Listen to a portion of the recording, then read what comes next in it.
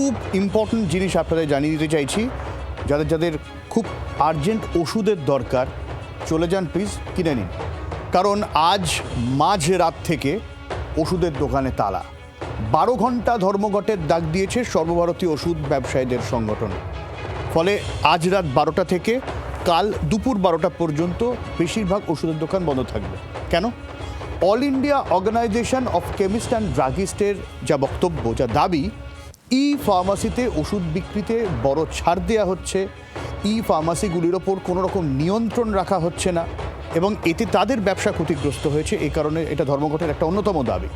National drug রেগুলেটরের সঙ্গে দেখা করে নিজেদের দাবি দাওয়া ইতিমধ্যেই এআইওসিডি জানিয়েছে এবং এই আলোচনায় নানা রকম বিষয় উঠে এসেছে। রোগীদের সমস্যার কথা উঠে এসেছে, বিশেষ করে যারা জীবনদায়ী ওষুধের উপর নির্ভরশীল তারা কিন্তু সমস্যার সম্মুখীন হবেন।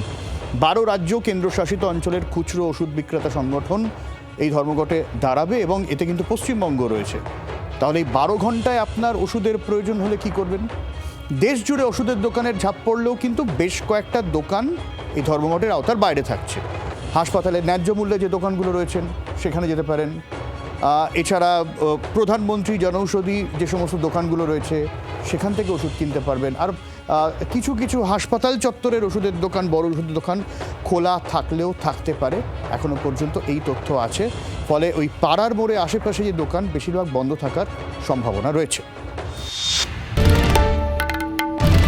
বাংলার আওয়াজ, বাঙালির আবেগ, জি 24 ঘন্টা।